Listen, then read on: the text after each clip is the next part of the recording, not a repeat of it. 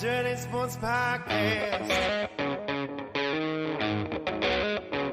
I said, welcome to the Dirty Sports Podcast with Andy Ruther and Joe Crano. Welcome to the Dirty Sports Podcast.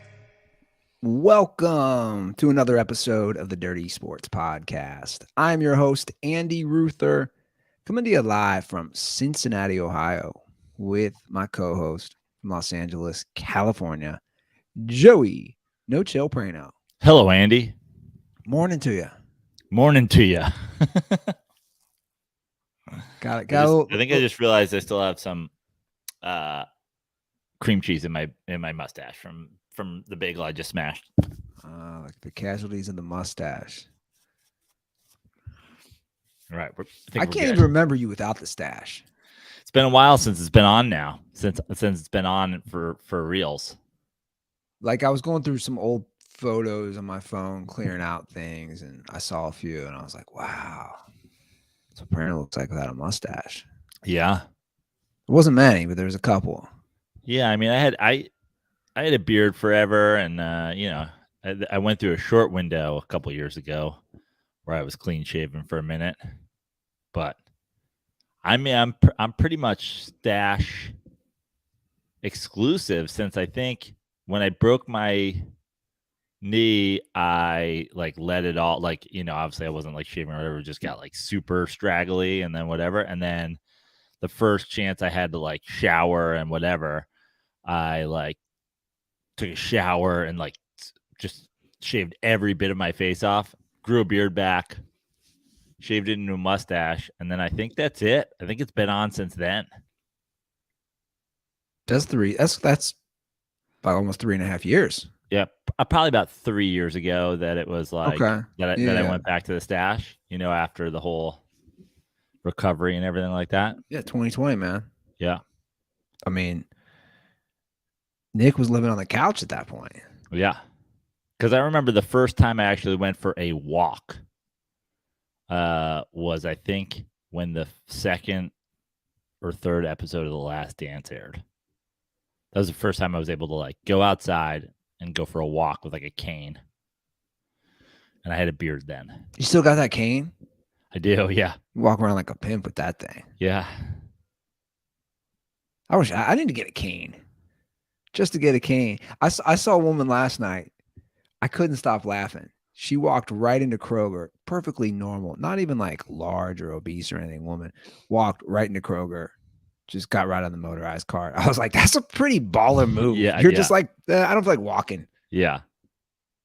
How does that work? I don't even know. Can you just hop on one? I think so, probably. Maybe you have to give him your ID or something like that. I've told the story on this show a couple times about Mikey getting the motorized cart when we were at a casino. He was talking to some guys what happened? The guy's oh, I hurt my knee or whatever. And Mikey was oh, it's not your card. He's no, they give them to you here. You just gotta give him your ID. Mikey was I'll be back. And the next thing I knew, he came back with a motorized cart with a 30 pack of Miller Lite in the front basket. And the casino was sir, you can't be bringing your own beer around. That's unbelievable. Yeah. And then he was driving. So he put it in the elevator and he went to drive the 30 pack up to our hotel room. And there's a great video. I gotta find it. There's a great video of him dash cam view of him driving down the hallway in his cart with the 30 rack in the basket, going to put it in the room, and he just drives straight into an archway, an area of the hallway where doors are, and he just clips it, and he just laughs to himself. He's that's so awesome. It just runs directly into it. It's a major hallway accident. Yeah, man, I think that's the move. Get the motorized cart. Just go all over town. I love when I see people Anthony Davis that's how he's gonna leave the next time he gets hurt. That again, that whole series is going to come down to him, I think, because he's right. He's going to be the only one to control Jokic. They don't. Well, I mean, yeah, I guess it depends on how you look at it. What coming down, but I think in reality, yes. Like, the stat heads, the box score watchers, whatever, like it could end up coming down to a lot of other people based on like who has some big games here and there. But like almost Anthony Davis can play sort of mediocre statistical basketball in this series and the Lakers could win, provided he's playing defense on Jokic. And it's like, you don't need 6 blocks a game. You actually need like 0 blocks a game because you're holding him to like passing the ball up. Sure. No, 100%. It's probably really exciting being there because I think people forget the Lakers won the title in 2020. That's the bubble. The fluke bubble year. Yeah. They sucked for years. Like Kobe's last years, people forget they sucked. So there wasn't that buzz in the city. So now you have legit playoff basketball back for probably the first time in 10 years. Yeah, absolutely. My fluke bubble comment, obviously sarcastic, is anybody who followed our Twitter knows I put up basketball casuals to the fluke bubble. Now here we are, a couple years later, with literally the exact same conference finals on both sides. Well, and also the Eastern Conference Finals last year was these same two teams. Yep. Now the teams are different. Like Denver, of course, and the Lakers. But the basis of the teams are the same. The reason they got there isn't suddenly like whoever leaves and Jokic comes or LeBron comes or Tatum comes or Jimmy Butler comes. I mean, if you had Philly in there, obviously you'd be like, okay, we have Harden who arrived, but like as far as the guys leading the charge go, it's pretty much the same dudes. No, for sure. But like I'm saying, the Lakers, obviously you have Anthony Davis, LeBron. The Nuggets, you have Jamal Murray, Michael Porter Jr. and Jokic. Like those 5 guys are the main guys that are back. But I see what you're saying. Like it's the same core, the same teams. A lot of things happen. Like injuries have kind of really bit the Lakers the last few years. Yeah, I think that's what people who say like that the bubble didn't count or the bubble was a fluke or whatever are not understanding is like actually those are the teams that are like have been consistently have a certain level of talent, especially in star players on their team to get there. I mean, you look at the Suns, right? Like the Suns were in the finals a couple years ago. Had they gotten to the conference finals, like this is a different team. This is a Kevin Durant Suns team now. If the Warriors are back there, you're like, okay, they're essentially obviously the same team that they were last year, but not the same team as they were 4 years ago or whatever.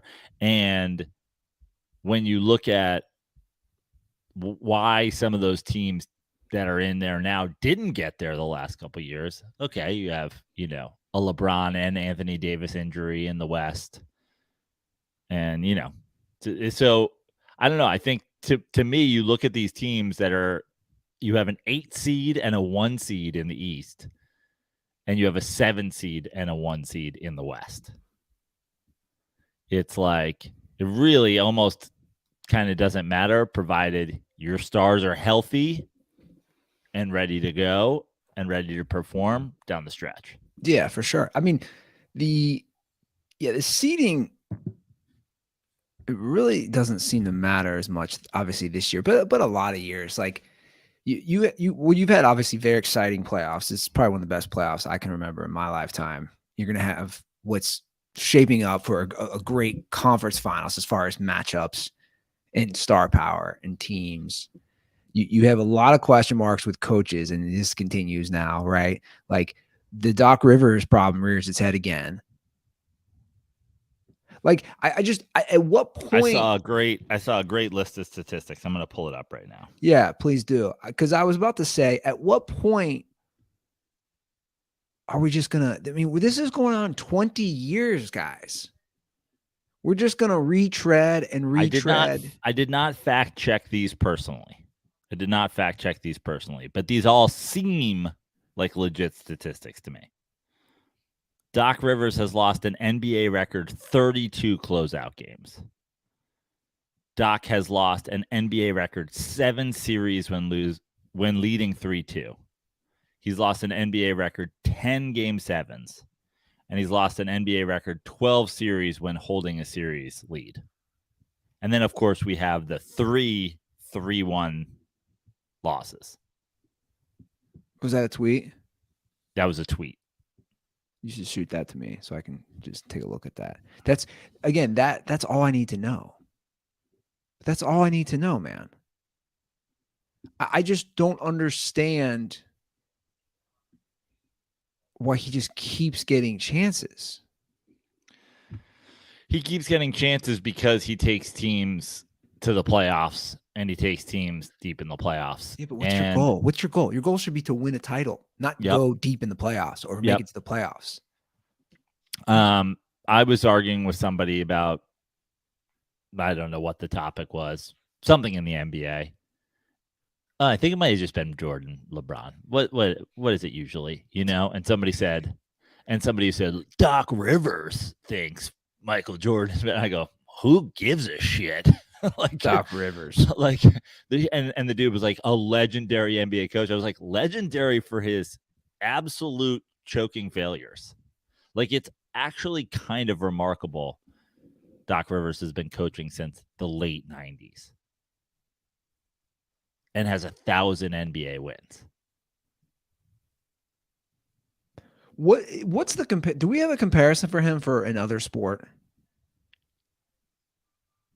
I mean, we're going to be approaching 25 years. That's what I'm saying. Like, I can't think of a comparison for another coach or manager with that sort of longevity, who's only won one title, who's blown so many leads, blown so many game clinching or, whatever it is. When it's on the line, he doesn't win when it matters. He got one. He got one with Kevin Garnett, Ray Allen, and Paul Pierce.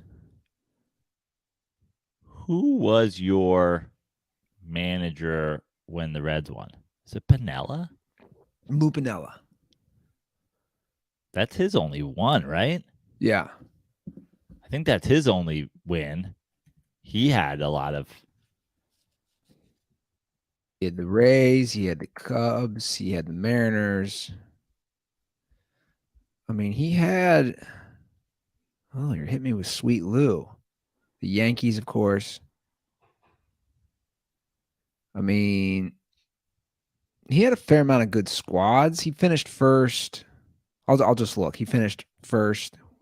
It's obviously not the same. Basketball coaching and NBA and MLB managership is not the same. But I actually, the reason my head went to Lou Piniella, and I just had somebody else in my mind. Oh, Dusty, who obviously just won. The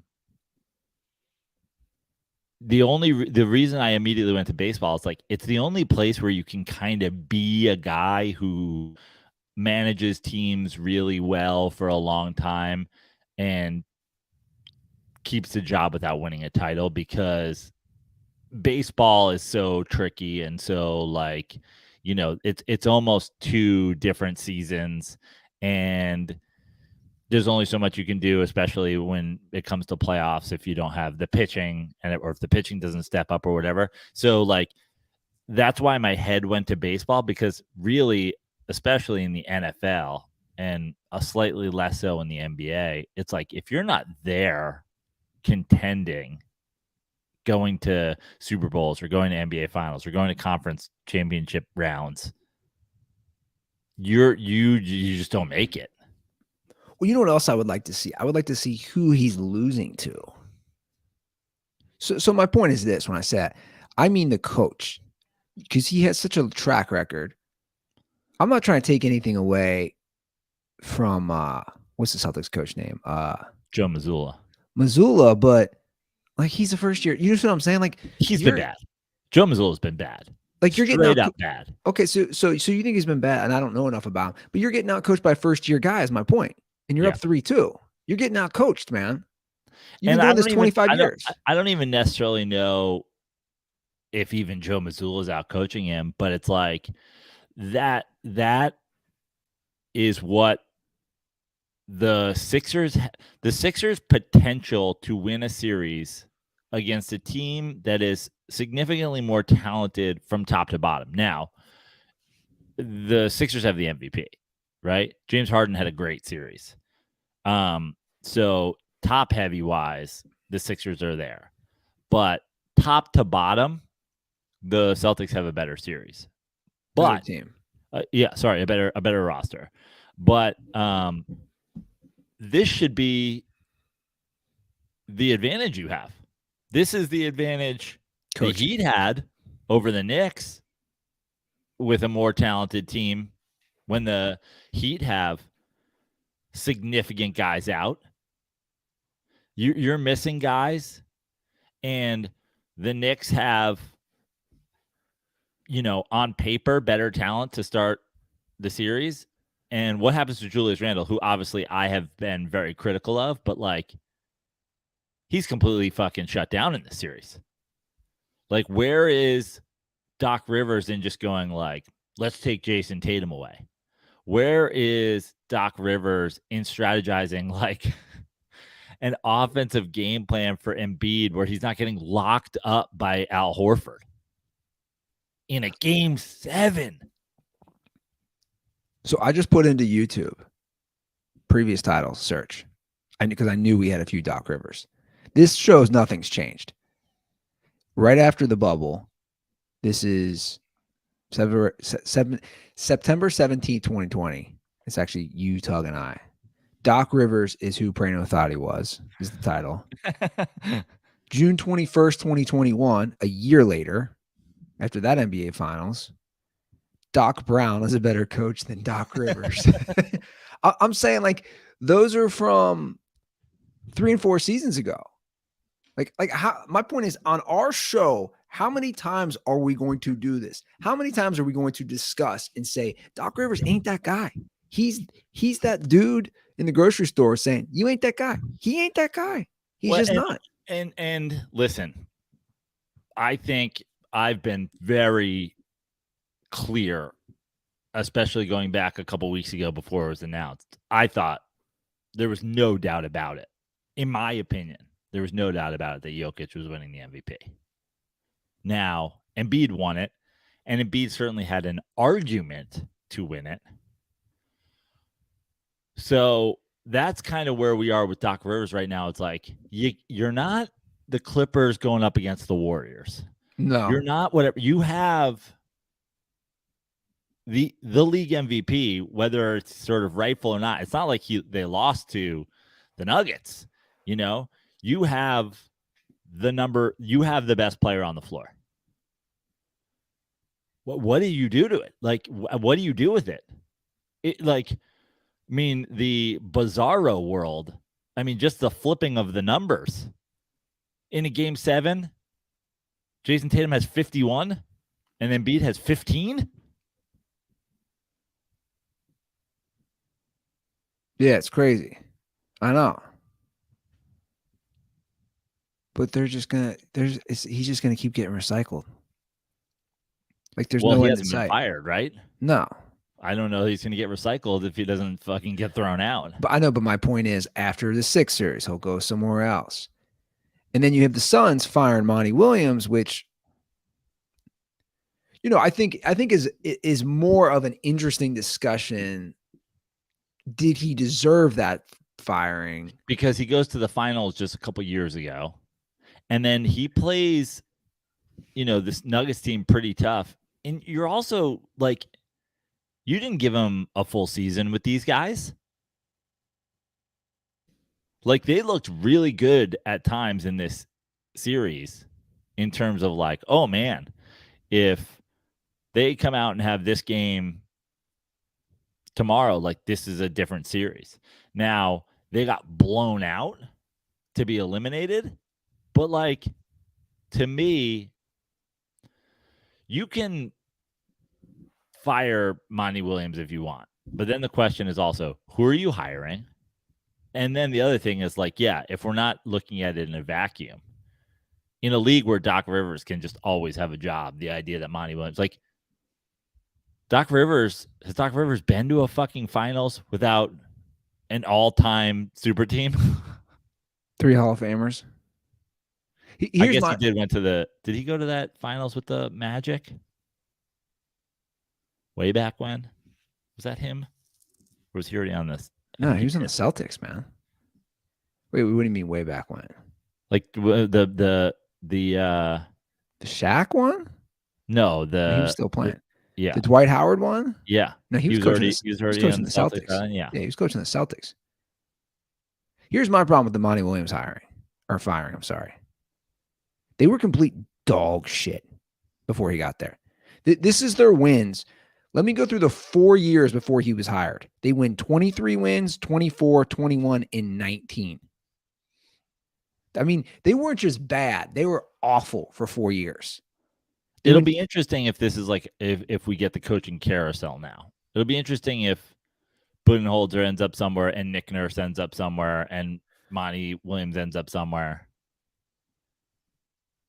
But like to me, this reeks of the new owner.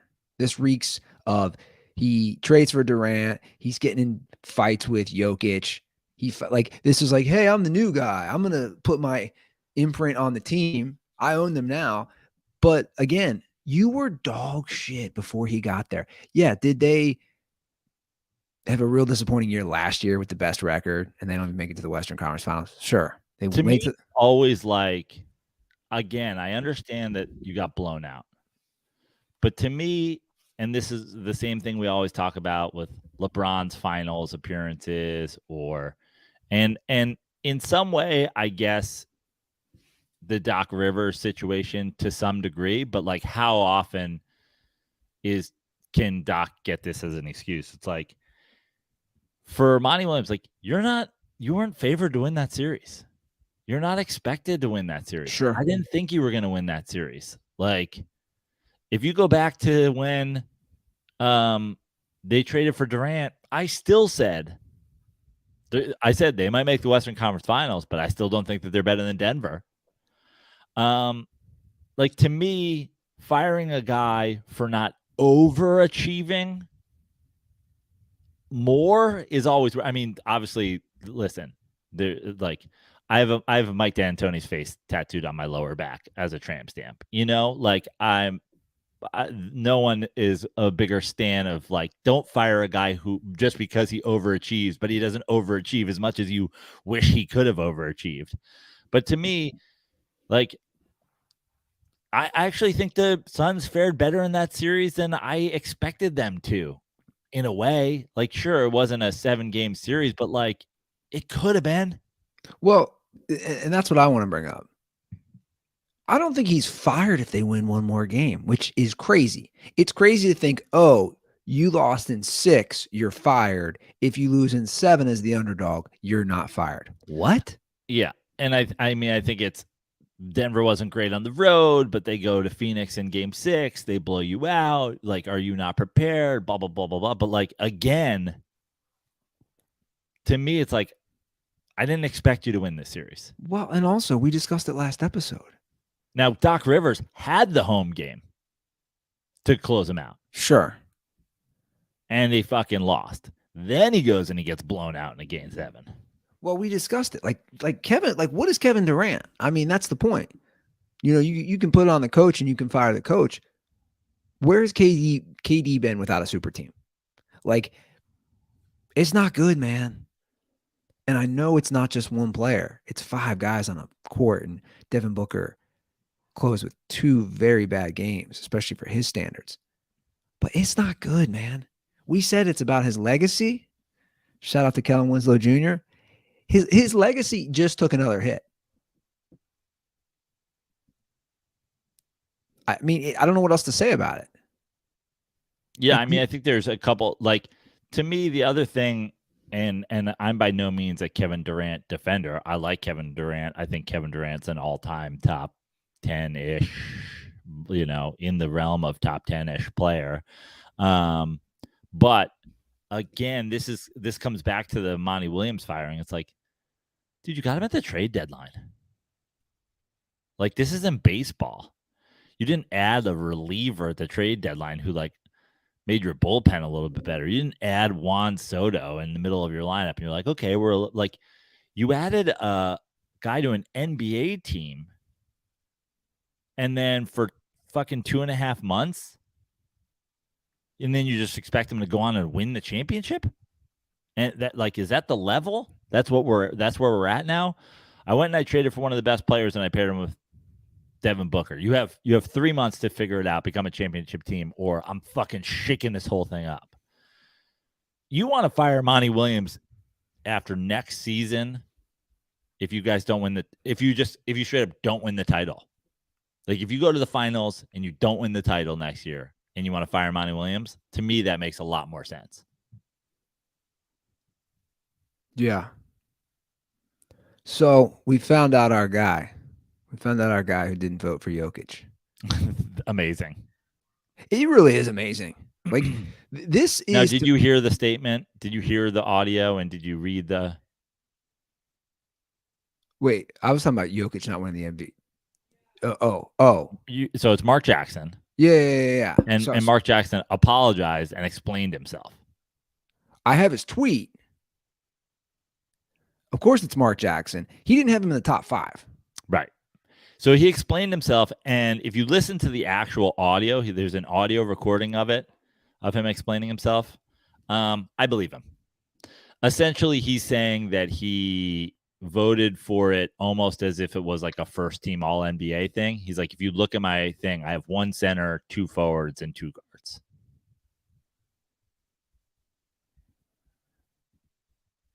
So, like, listen, no one here. I mean, I take a lot of pride in being like an original dunk on Mark Jackson guy, but I believe him in this situation. So he's saying he had Embiid over Jokic, but no doubt about it, Jokic belonged on the MVP list. But essentially, once he voted for Jokic, that was his center. And then he threw 2 forwards, and then he threw 2 guards. Yeah, so he had his top 5 were Embiid, Giannis, Jason Tatum, SGA, Donovan Mitchell. Well, Joe, I mean, I see the point, but if you don't understand how to vote, you shouldn't vote. You fucking idiot. I'm sorry. Like, dude, you don't understand how this works. You shouldn't vote. I agree with you. But also what I'm saying is I believe him in that, like, essentially, this isn't the only thing he's voting for. You know what I mean? He's also voting for first, second, third team All-NBA. He's voting for blah, blah. Like, all these guys vote for all these awards. Hands down, man down. Yeah. Somebody explain how to vote. Hands down, pen down. Your SATs are over. Review your work before you send it in. I just hope somebody is with Mark Jackson when he like votes on elections and stuff. Somebody can explain things to him. Did you watch, by the way, this is a sidebar, but it's kind of related. Have you watched Air yet? I have not. It's on Amazon Prime. Okay. It just I'll watch it. It's entertaining, sure, but it's also it's got some thick Jordan propaganda in there. One of my favorite parts, and this isn't a spoiler, is at one point, you know, they've created this character for his mom. And if you listen to any of the Ben Affleck, Matt Damon talking about it, that they wanted Viola Davis to play his mom. Or no, sorry, Michael Jordan wanted Viola Davis to play his mom.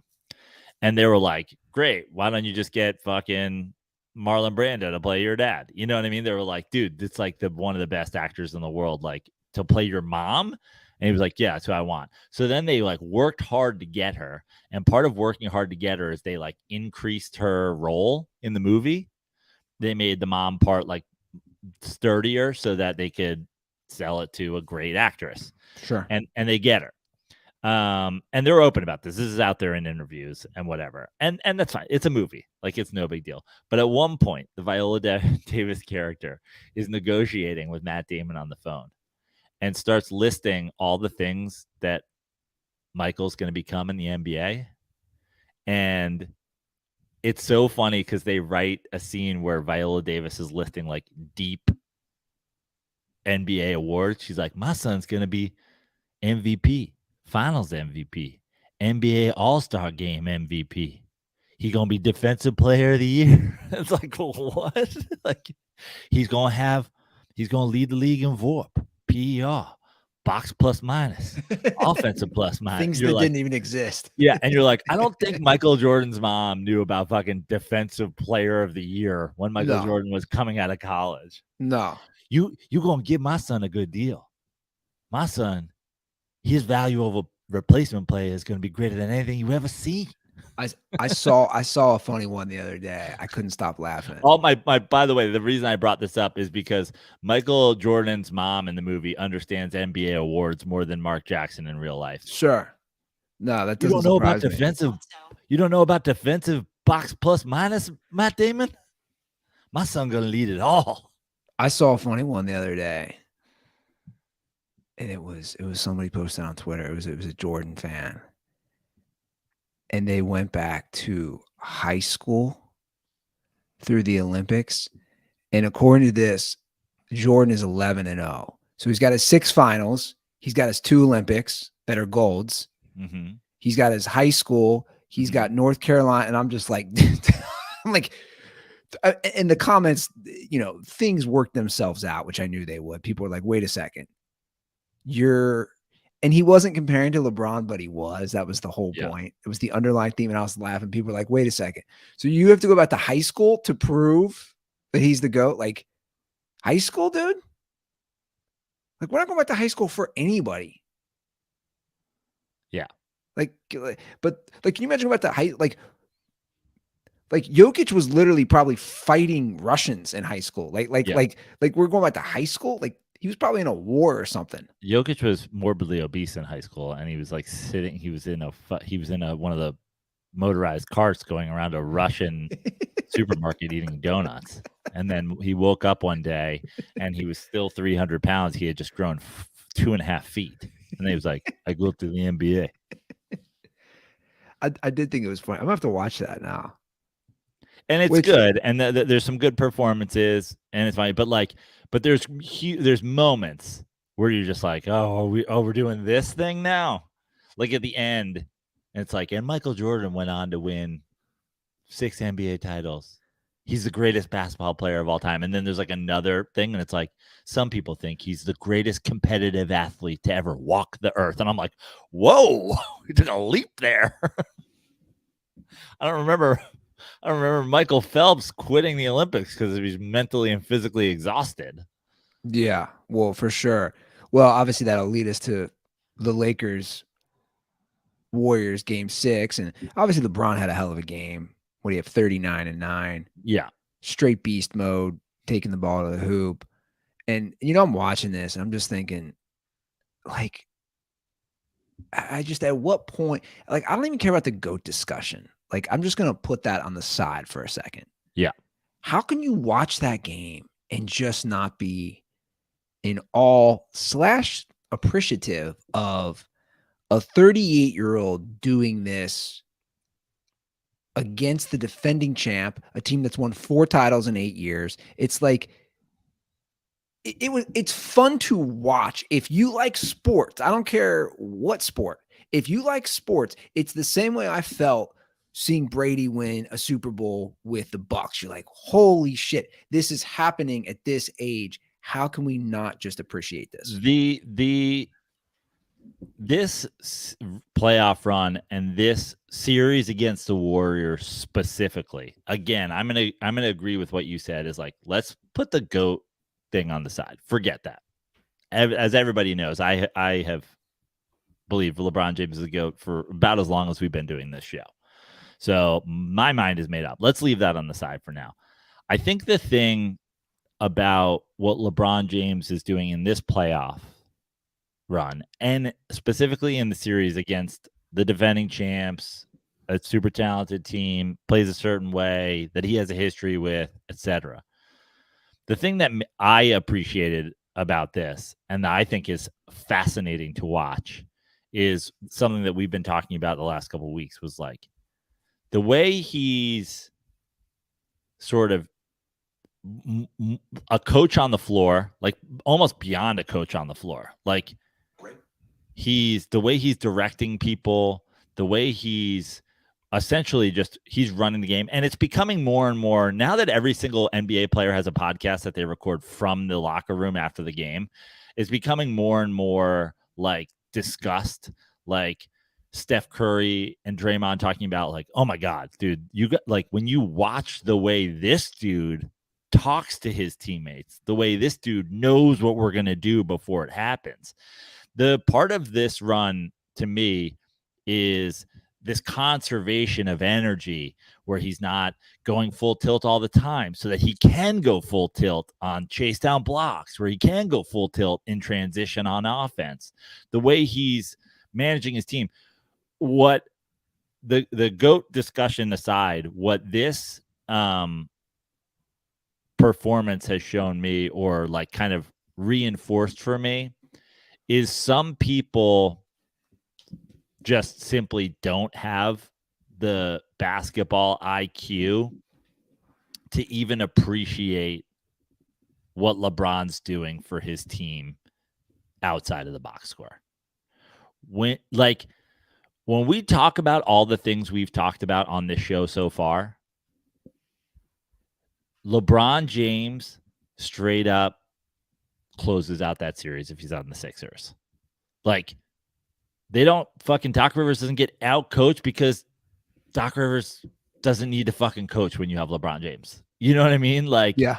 We don't have that. And that's something that like no one, I think that there's just like a good chunk of the basketball watching population that just like don't see the things that LeBron James is doing in this playoff run that is making it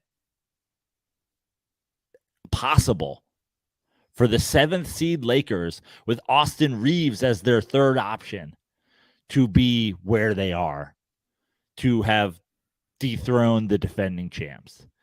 Then when he goes and puts 39-9 up there at home so that they don't have to go back to San Francisco, so they don't have to play a game 7, so they can do all stuff. Then people go, oh, it's so like his first game of series. It's like, dude, you're just like not. It's cool. Like, I'm glad you're watching, but if you can't see the next level of it, then just like admit that. Just be like, oh, I play fantasy basketball. I watch box scores. Cool. That's cool. Well, that sounds like the person that would say this. His points per game is the second lowest of his career in the playoffs. That's the person who just looks and says which by the way is funny because you know what? He's averaging 23.4 points a game, 10 rebounds, 5.3 assists. It's like, that's the person who's like, he's only averaging 23 points a game. But it's the, you know, which by the way is great for a 38-year-old in their 20th year. What I think is what I saw from the beginning, from game 1 of the series against Memphis, what I saw from the beginning, and I think it's like the coolest thing, is that LeBron knows. When I watch game 1, LeBron knows, listen, our goal is a title. Mm-hmm. Our goal isn't just getting through Memphis. You know, my legacy isn't, oh, LeBron made it to the second round. It's not overachieving. No one's going to give me any fucking, you know, flowers for upsetting the 2 seed. No one's going to give me flowers for upsetting the 2 seed and then upsetting the Warriors. Like, at this point in my career, all I care about is winning, and all anybody cares about is, can I do it again? They don't give a shit what seed I am. I could be the 25th seed in the league. If I upset the 1 seed, it doesn't matter if it happened in the first round. So what I saw from game 1 in Memphis is him being like, if I don't get all these guys involved and confident and playing with the belief that any of them can have the game where they take over, then we have no shot of winning the title. And so sometimes he's sitting in the corner, and sometimes he's facilitating, and sometimes he's letting Austin Reeves cook, and sometimes he's letting Anthony Davis do his thing, and sometimes he's giving Lonnie Walker the ball in clutch time in fourth quarter because he's like, dude, I am outmanned against the best teams in the league. And unless I get my guys playing at a certain level, like, I've got no shot. So I think that's more impressive to me than, I hate to say it when it comes to the GOAT argument, but it's more impressive to me than putting up 63 points in a loss where you get swept. Yeah, no, for sure it is. 100% it is. You know, it's like, cool. Michael Jordan scored the most points in a playoff game in history. He got swept in that series. 100%. No, without a doubt. And I know we have these discussions all the time, but like, I mean, I just have to say it. I mean, the Lakers teams, Kobe's last 3 years were terrible. They're absolutely terrible. Forget the fact that nobody in the history of the NBA has even played at this level at this age. It's not even close. And I guess it just boils down to haters at this point, you know. And we already knew that. It's just like, that's why I said, put that to the side. Just appreciate. That's what I'm saying. Put the GOAT thing to the side, like on a year-to-year basketball thing. Like, appreciate what this dude's doing in this year with this team. And also, like, they're fun to, dude. It's team basketball, man. Because it has to be. He's not 33-year-old LeBron James anymore. There was a time where he could go, I don't need it to be team basketball. I'll lead everybody in every stat and we'll win. And I would argue that's the common denominator of all 4 of these teams remaining. It's team basketball. Now, obviously, Tatum had 51. Jokic had 50 in a game. But these teams, like you're saying, I mean, Austin Reeves had, 23, 24 last game? You have guys who can contribute. You have Lonnie Walker, who comes in and has 15 points in the fourth quarter. It's like, it's team basketball. You have all these guys in the Heat. I mean, that's why these teams are the last 4 remaining. Like, if you want to watch team basketball the way it should be played. Absolutely. I mean, look at the and it's sort of because we went through that run where it was super team, super team, super team. And a lot of teams figured out that the way to beat those teams that do that is have a star and a half, but be fucking loaded in role players. Again, nothing to me shows that you're a casual basketball fan more than using the 2011 Mavs as some sort of, it's like, dude, that team, like, again, because if you have money out there and you want to make the 2011 Mavs documentary with me, let's go. Like, that was the perfect definition, right? You have a star, and then you had not role players, but like great role player bonanza on that team.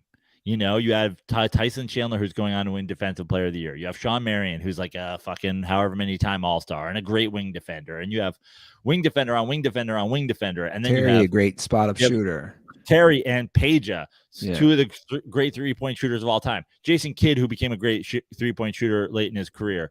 Jason Kidd, who's a floor general. You do that. And that's how teams in the last 10, 15, 10, let's call it 10 years, have figured out, if we're going to beat the Steph Curry Warriors, if we're going to beat a LeBron James Cav, we're going to have to do it by being like, we have a couple of great guys, but we have to be more consistent top to bottom. And if you look around right now, the Warriors were top heavy. The Warriors had Steph, then they fell off because Jordan Poole didn't play well. And Clay, man, Jesus. Clay had his big games, and when he had his big games, they would blow out teams, and when they didn't have his big games, they were done. Look at the Sixers, top heavy, 2 stars, 2.5 stars in Maxey, falls off pretty significantly after that. Look at the Suns, KD and Booker, falls off pretty significantly after that. you look at these teams like Jokic gets everybody involved. LeBron gets everybody involved. Jimmy Butler gets everybody involved. The Celtics probably have the best top to bottom lineup of all of them. Yeah. We would call about the Heat and the Heat run. I'm going to play it real quick. Once again, hotline is 310-359-8365. Give us a shout. Hey guys, what's going on? Your favorite Miami third ball, Jose. Looks like the East is settled. It's going to be Miami and Boston once again. And let me just say, Jalen Brunson, Knicks got to find a way to pair someone else with him that's not Julius Randle. Let's leave it at that because I know Joe's going to bash on him. I'll show on Monday. But, yeah. So what do you guys think? Because I already think that this Heat run to the conference finals is probably the craziest run by an 8 seed ever.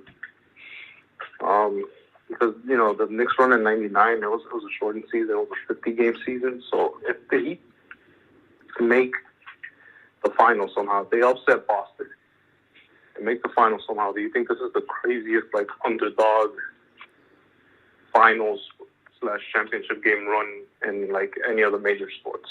Yeah? All right, that's about it, guys. Have a good one, and, good luck to Julius Randle, because Joe's going to scorch you. Well, let's do this, a couple things. First of all, I don't know what to say about Julius Randle that I haven't already said since the day he got traded, or since the day they signed him in free agency.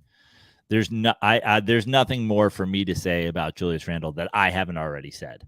There's a lot of people since the Knicks lost on Friday that are having their angry Julius Randle isn't the guy take. And to those people, I say, welcome to the fucking party, pal. I've been here for a while. The water's warm because I've been pissing in this hot tub for 4 years. Like, I don't know what else I personally can say that I haven't already said. I went to war on Twitter when they signed him after freeing up 2 max contracts with the Porzingis trade. I went to war with people for years.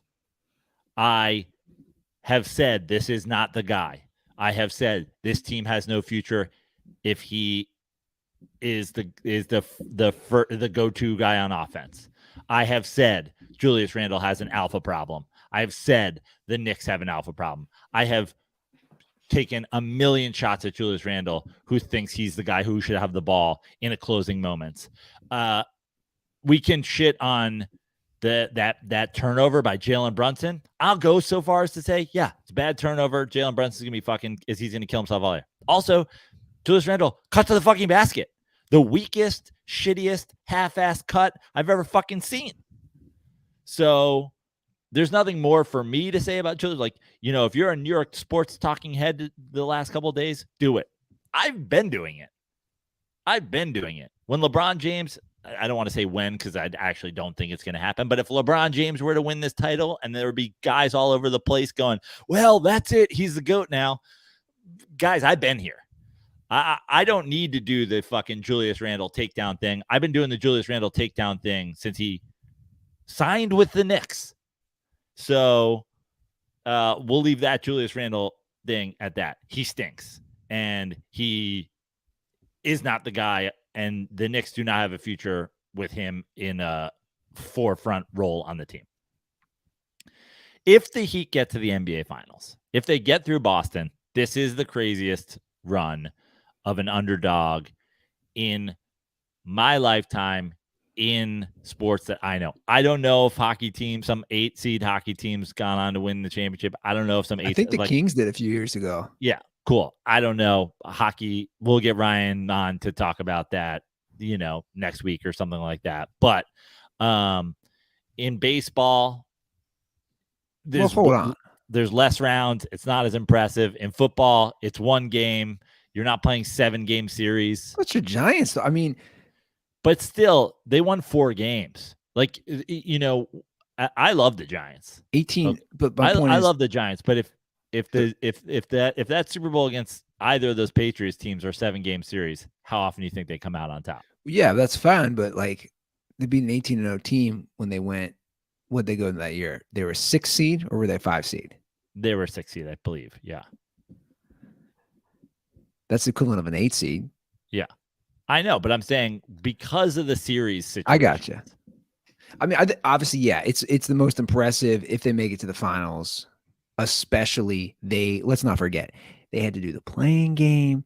Again, they lose 2 of their players. Like, it's I mean, dude, Jimmy Butler's fun to watch, man.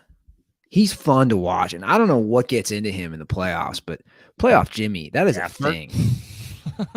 Like, that is a real thing, man. He's just a boss. And I think he's likable. I know he's had some problems, but I think he's a likable person just in general. Have you seen the video of him talking about the Jimmy Butler coffee thing that happened in the bubble? The coffee shop? Yeah, basically Jimmy Butler just explained, I saw a video of it the other day. He just basically explained that it was a Ponzi scheme. He basically just said he created a fucking bubble coffee fucking company because all of the guys got a stipend of cash and they had to spend it inside the bubble. And so he started selling them coffee and they were all getting paid in stacks of hundreds and he knew they wouldn't have change. So he was selling people $100 cups of coffee. It's funny. I knew about the coffee shop. Yeah, because it was a thing during the bubble. Everybody was like, Jimmy Butler's got a fucking coffee business. He started in the bubble. But I read, actually, they did a story on him in the Wall Street Journal today. And it was actually a really good editorial on him. But did I read this correctly? Didn't he open a coffee shop now? Yeah, probably. With his fucking money that he fucking made in the bubble, selling NBA guys $100 cups of coffee. I didn't know about that. That's absolutely hilarious. Yeah, he founded his own coffee company, Big Face. It was just him walking around the bubble with an espresso machine, plugging it in, dude. And he supposedly was smashing your girl, Rachel Nichols. Yeah. Right? That was the rumor. That was the rumor. There was a little bubble action. I'm Jimmy Butler in Rachel Nichols, ESPN. I like that. Yeah, man. That was he's a boss. Like, I'm obviously rooting for the Heat. I've been rooting for them. I like the underdog stuff. I like Butler. Where do your rooting interest lies in terms of Andy Ruther, famous Bandy Andy fandom? That's something you've coined. I'm not. Rank in order the teams you'd like to see win it. Lakers. Same. Heat. Okay. Because of Butler. Although Denver, I'd like Denver. Denver's. I got Lakers, Denver, Heat, Boston, and then Celtics. I mean, Denver's never been to a finals. And again, I believe their last 2 conference finals were against the Lakers. So the Lakers kind of have a little history on them. Yeah. Yeah, there's that Laker juju on them that kind of has a little curse going there. So, I want to see Jokic take the MVP trophy out of Embiid's hands like he took the ball out of the Suns owner's hands. That's hilarious. Yeah, man. I like it should be fun.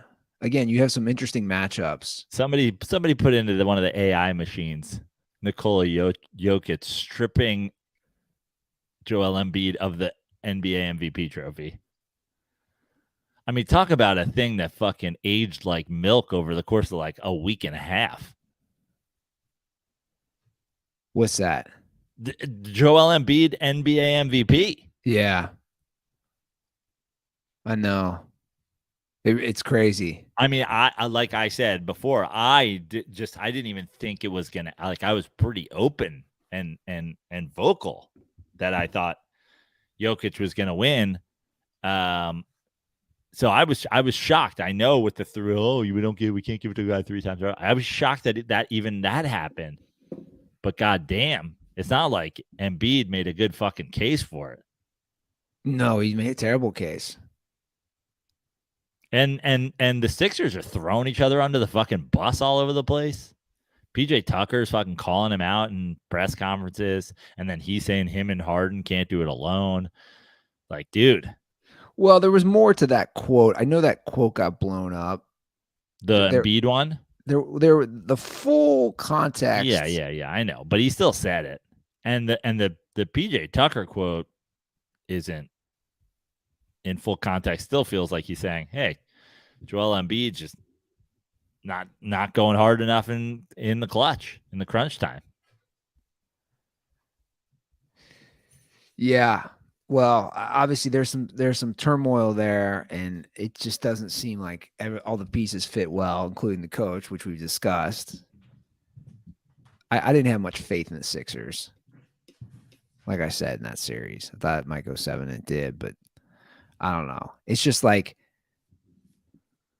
Embiid doesn't. How do I put this? He just doesn't strike me as like a championship winning guy. Either does Harden. I don't know if I sound like an asshole, but like I'm basing this off nothing, by the way. Absolutely nothing. They just don't strike me as championship type players.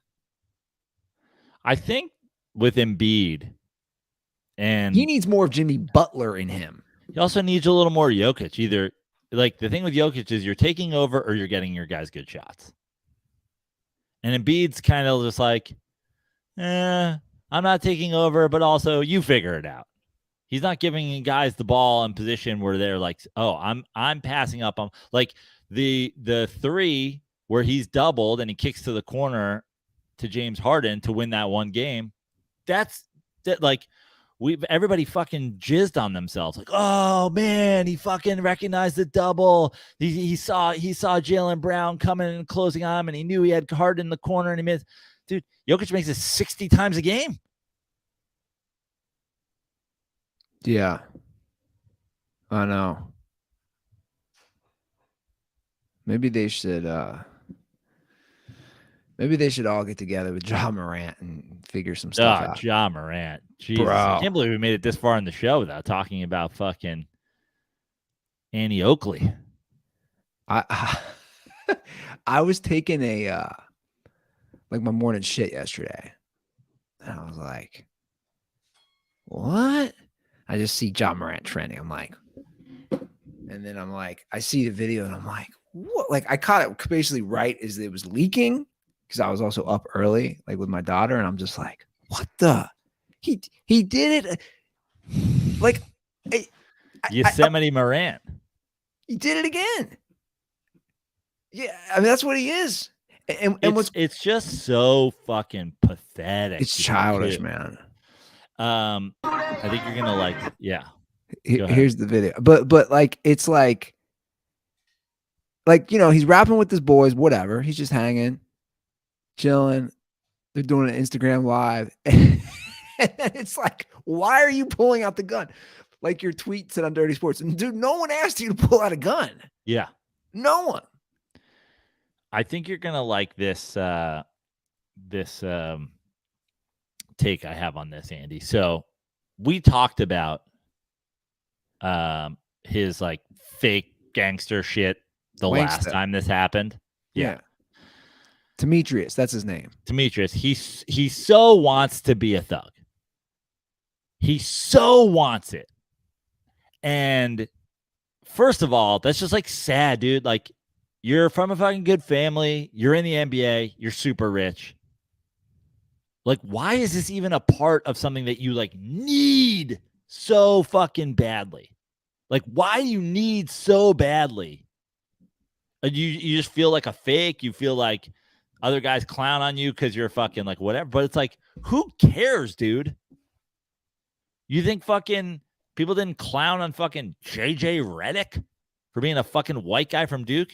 He's also a fucking probably 100 millionaire at this point who had a great career in the NBA. Like, who gives a shit?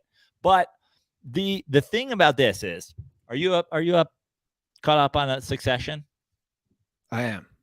So I'm not going to do any spoilers, but I'll tell you what this. So the thing about Succession that reminds me of Ja Morant is when you watch Succession, these are supposed to be literally some of the richest people on planet Earth. There's no Maybachs. There's no Gucci fucking sunglasses. There's no fucking like they're so fucking rich.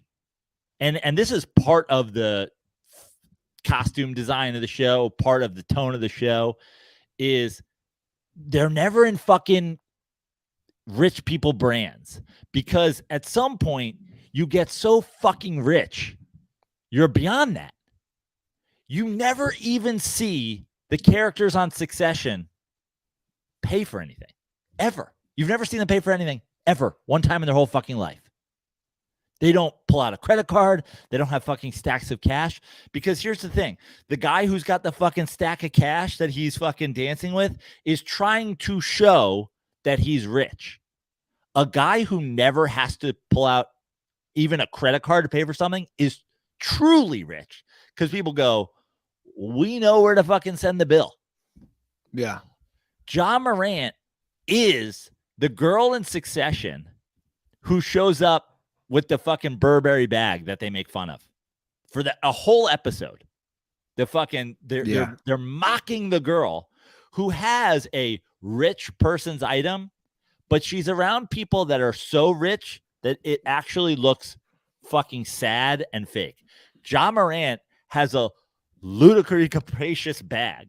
You know what I mean? He is just constantly trying to show how hard he is. And all it makes him do is be not hard at all. Dude, you're in the NBA. You're fucking rich. No one gives a shit that you want to be a fucking thug after you made it there. Like, stop flashing your Burberry bag, dude. It's pathetic. And people are talking about you like you're a fucking dork. Would the equivalent be like bougie? Is it like that what you're saying? Like with Succession? It's like trying to create the like you have the wealth? Like he's just like he wants to seem like a thug so hard that he's a guy who shows up in a fucking sports car with a big fucking Gucci fucking sweater on with the whole thing, flashing money. You're like, dude, we get it. You're rich, but you're insecure about being rich. Meanwhile, if you look at the fucking people on Succession, black hat, not a brand on their whole fucking body, never holding fucking cash, never holding money. Like they're actually rich. You're not a thug, dude. You want us to believe you're a thug so hard, but you're not. I know, but Stop it. But I don't get it. Again, it's like, dude, I don't care. Like you have guns, whatever. Like that doesn't bother me. Like, but you're again after examining his history, you didn't come from that. Like, let's not forget, but dude. That's what he's insecure about. Your parents live next door to you. Like, this is a fact. Your parents, which that's a good thing. You're close with your parents. That's not a negative thing, Ja. Hey, you have a great relationship. He's insecure about it, dude. Because people fucking probably, he's insecure about being like, I'm a fucking dork. Like you want to live next to your parents? That's cool. I think that's great. You want to be near them? That's not a problem. But like, don't be buying a big ass house of your parents right next door to you. And in the video, if you see in the video, his buddy even is smart enough to know he doesn't know he's pulling out the gun. He instantly pulls the camera away and, goes on the ground. Like his buddy even knows what are you doing? We're just guys hamming it up, in a car, listening to a song like friends do. But again, it's the same. It's the same thing as I'm talking about with money. It's like, you think John Gotti ever held a gun when he was a mob boss? Think he ever had a gun on him when he was a mob boss? You think he ever had a fucking gun on his persons? No, he was in a car with 4 dudes who all had a lot of guns, and the trunk was full of guns, and like he had fucking body. Like, you even holding a gun at your level means you're trying too hard. Dude, you're not a fucking thug. And if you were so fucking tough and so baller and so boss, you'd never even touch a gun. You would pay a man for the hit.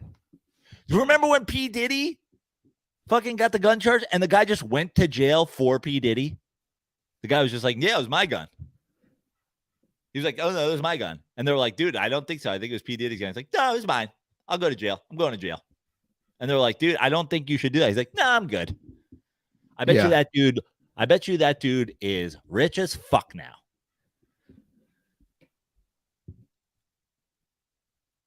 It's just not needed, and it sucks because like this is going to be a serious suspension, man.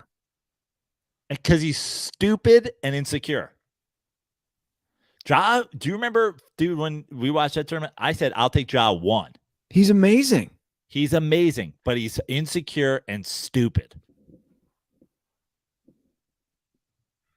I would go even, and if we scaled it, more of the insecure. It's just like you're letting, which is interesting to me because I think the NBA, I would argue, and I don't know how you could calculate this. I bet the background of NBA players is pretty diverse.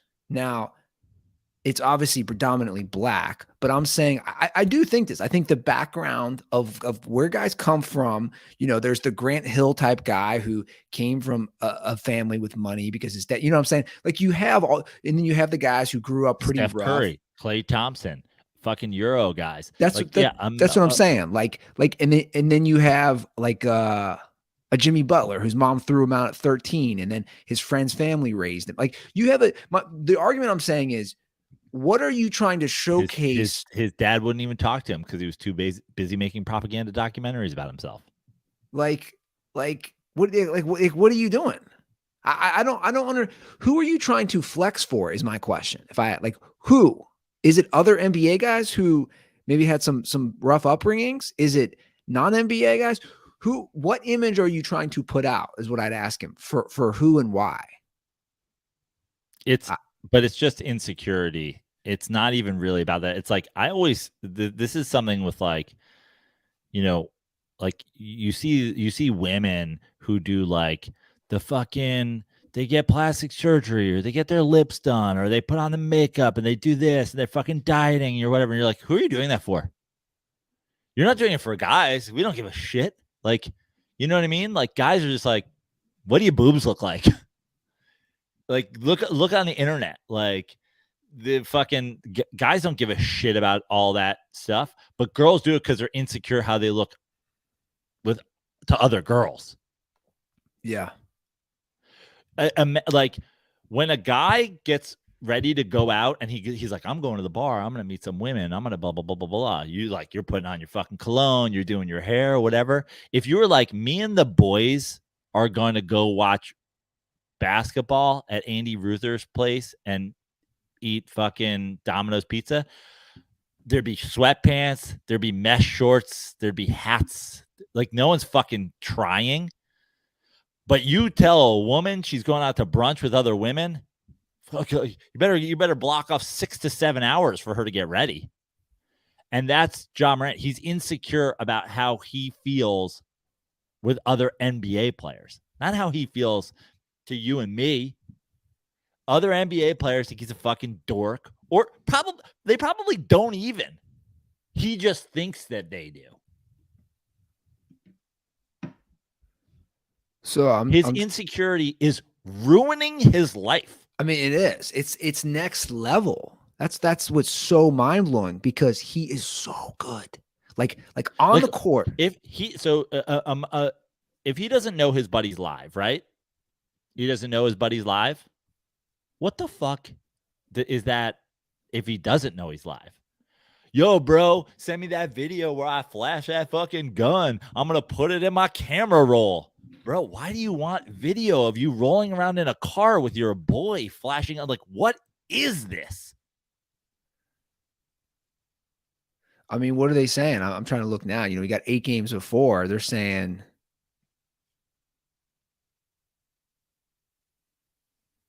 I don't know. Like, is this a 50-game suspension? You are ruining your life. Not just the contract you have with Memphis, your endorsement deals, man. Dude, his shoe came out in March. The Ja 1, which are sick, by the way, came out in fucking March. Yeah. We need more Ja Morant, the basketball player, and less Ja Rule. Because Ja Rule was kind of a bitch too, wasn't he? Yeah. Like, Ja Rule's kind of a wankster too, right? Stop naming your kids Ja.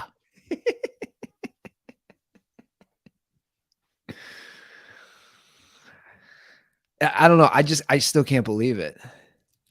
It sucks, man. It's just like, I look forward to Ja's mom. Leave poor Jeffrey alone. I look forward to Ja's dad walking over and grounding him and then doing Instagram live videos from his bedroom. Like, Dad grounded me. He's like just holding up the gun. Dad grounded me. Fuck this guy. I mean, I just like, dude. But you know what's crazy? Okay, so we have the old Instagram when Ja was a kid that we looked at, which is hilarious. What's insane to me is that the 12-year-old Ja Morant is the same as the 23-year-old. You know what I'm saying? Like the maturity level, dude, you're 12, you do stupid stuff, whatever. But like you haven't matured. You're still trying to put out that image. I don't know, man. And like I hate to always bring it back to this, but like the point is like LeBron went through all this shit and Ja was never hyped like LeBron. Like it's a pretty clean image is my point. Like going through this stuff, you know? Like you didn't have to be a poser. And that's what Ja is at this point. I don't know. Why has he got my other question is like, why are the guns are really handy? Like what are you worried about, man? Oh, he's not worried about anything. He's never shot at anybody in his whole fucking life, and he never will. I don't even get me. So listen, when we don't fuck, I'm not even gonna fucking go down the path. The next thing you know, there's a Reddit feed of people freaking out. I'm not even gonna start on like the fucking little dickness and the insecurity of the fucking of people who have fucking guns for fucking absolutely no purpose whatsoever. But okay, so but hold on real quick. Ja Morant is a multi-mega you brought up, my point is millionaire. that's the thing. You brought up Succession. Dude, you have the money to just hire security, which is fine. Like if you're worried about people coming after you because you have money, that's fine. Like that's what I'm saying. Succession, they have security detail.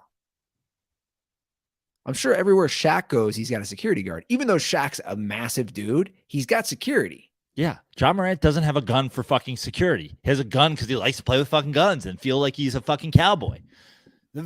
I fucking said it the other day. Like people go, I have my gun for a fucking home invasion. I have a dog that barks the second somebody fucking comes within 5 feet of the door. And then people fucking go, oh, it sounds like I don't want to go in there. You don't have a fucking gun for your home invasion. You have a gun because you like having fucking pew, pew, pew. I like guns. I'm Yosemite Sam. I don't mind if somebody had a gun. That doesn't bother me if somebody has a gun for a home invasion. What I'm saying why is, are you showing it all what the I'm time? saying is it's a bullshit. Ja Morant doesn't have a gun for his protection either. Yeah.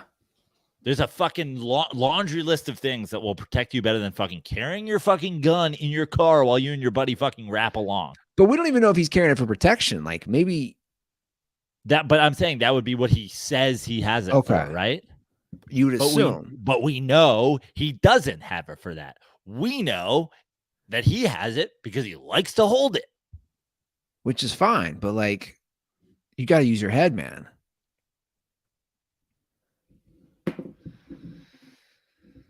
Oh boy. Ja. Demetrius. Gotta sit him down. It's crazy, man. Fucking ruining his life because he fucking likes flashing a gun. The fuck are you, dude? It's like a fucking guy who takes his dick out in public. Hey. I was that guy. No, but I'm just saying, can you imagine? No, I'm talking about like in college. I was that guy. No, but I'm legit saying, can you imagine? Like Could you imagine right now if Jaylen Brown was suspended for the second time because he keeps whipping his cock out on Instagram?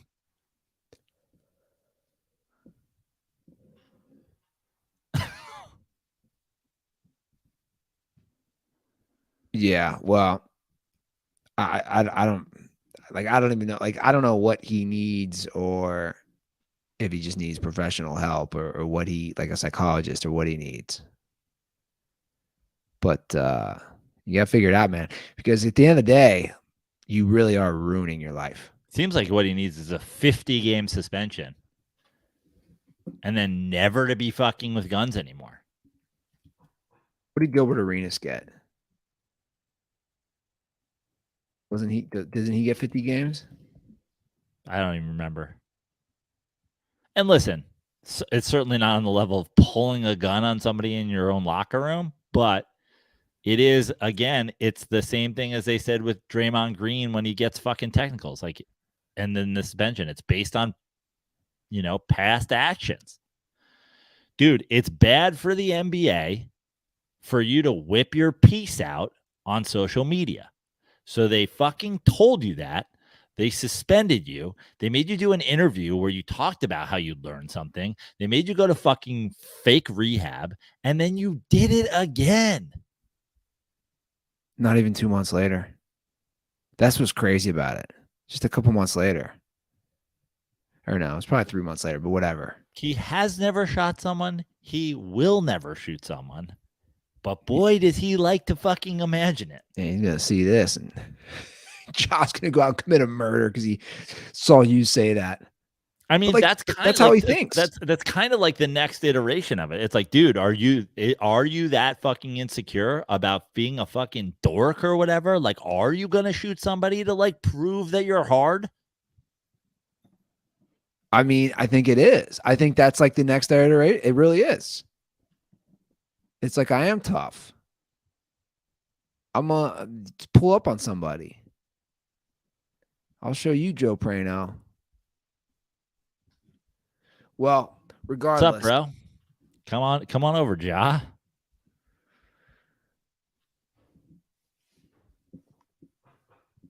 He'll see my gigantic guard dog and be like, you know what? I'm good. Unbelievable. It's really unbelievable. What do you think about the new version of the match? Have you seen this? It's going to be Travis Kelce, Patrick Mahomes, Klay Thompson, and Steph Curry. I think this is one of the weaker ones they've had. I mean, I like it because it's just the dudes. You know what I mean? It's like the golfers in it. Like, I'll say this: the one that was just the golfers to me is the worst. I didn't mind Barkley and Mickelson. That was super fun.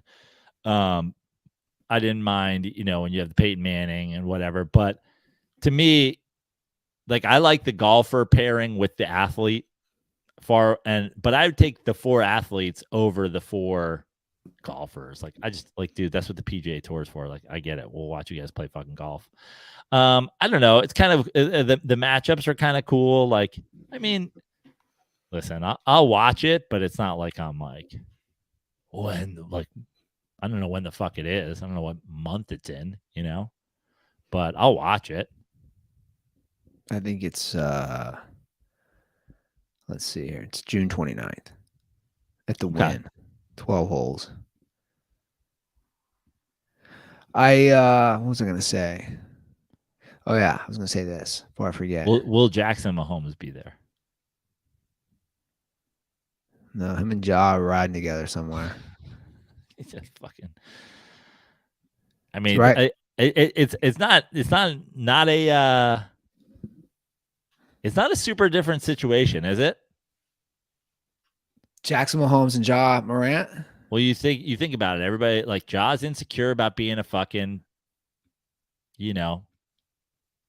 polo shirt wearing prep school kid, so he's fucking whipping his piece out. We all know what the internet says about Jackson Mahomes, and then suddenly he's like, "I'll show you. I'll make out with chicks, man." Yeah, that is a good point. Yeah. I'm they're not. like, I'm not not like gay. that, bro. I'm not gay. I'm gonna sexually assault women. Wait, that's Not not how gay. it works. Watch me pull this girl's hair and force myself on her. And they're like, no, dude, that's not how. Yeah. He's like, isn't that like, aren't I like a straight caveman kind of guy? Yeah, it's not fooling anybody. It's like I have a neighbor who is, hope he doesn't watch on here. He's 100% gay. Like older dude. Not that there's anything wrong with that. Exactly. I don't care, dude. You be you. I actually feel sorry for him, but Because he lives in Cincinnati. no, whatever. It's fine, dude. Like, but he is over the top with the sexual stuff, not just to me, to other male neighbors, female neighbors. That was the joke I was told when I moved here. They're like, have you met him? And it's like, dude, I don't know you. And you're talking aggressively sexual stuff. And you're like 70 and you talk like the, I mean, I'm not even exaggerating. Like in a pink shirt, and he's like, "Oh, she's disgusting. Look at those saggy titties." And I'm like, dude, he is an episode of Curb Your Enthusiasm. That's how all the neighbors go. That's the best way to describe it. And you would laugh if you heard the things he was saying, and you're just like, dude, you ain't like, I feel bad for you. You ain't fully like married, 2 kids, but like you're just So like, he's not openly gay. no. Oh, That's my point. Is like the Jackson Mahomes he's just like, bro, I'm walking my dog. I run into you. You're walking. I see what you're saying. You're saying he's over aggressively with like the sexual stuff toward women.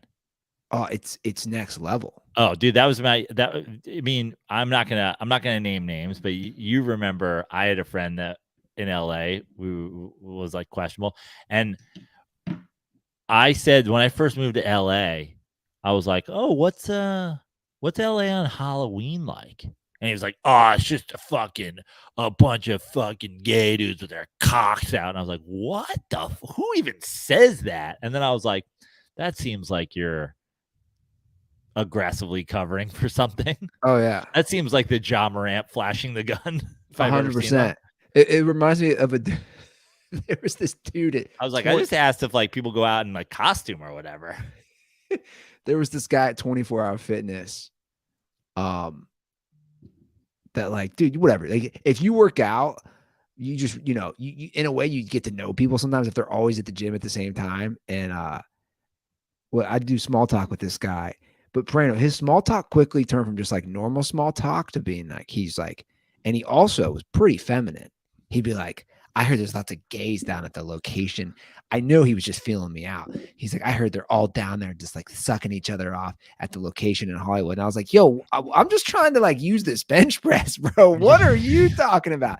And every time I'd see him, like, I keep hearing rumors that like at the so-and-so 24 hour, it's just gay. Isn't it disgusting? And I'm like, dude, are you basically fishing to see if I'm like, actually, no, it's not. I partake in that. Like, I don't know what you're doing, but every time I see you, it gets really awkward and weird. Not as weird as the time John Travolta showed up, but hey, that's a whole other story, Yeah. which I think I've told on there. Okay. This show kind of went off the rails here a little. Thank you, Ja. Title of the episode: Ja is Ruther's closeted gay neighbor. No, I'm not going to do that. But anyway, let's wrap it up. Give us a call, 310-359-8365. That is our hotline. I will be in Stamford, Connecticut, Andy. June 7th, Wednesday, June 7th. I hopped in there early because I was like, I wonder if people just bail halfway through our plugs. I'm in Stamford, Connecticut, June 7th, New York Comedy Club, Stamford. Come get your tickets right now, joeprano.com/shows for all shows. Follow me on Instagram at Joe Prano. Follow me on TikTok at Joe Prano. Follow us on TikTok and Twitter and Instagram at The Dirty Sports. But yeah, bunch of shows coming up. Vegas, bunch of shows around LA, Stanford, New York, all the things. Follow me, follow us. Follow Andy. Yeah, man. Give me a shout. Their balls are creeping in those DMs whenever you guys want, which I like. We'll support Miller Lite. Perna's rocking the Miller Lite gear today. Yeah, follow us at The Dirty Sports on all things social media, and we will reach back out to you. 310-359-8365. Last time is the hotline. All right, guys, that is our show for today. We'll see you back on Thursday. Have a great week. And as always, stay dirty.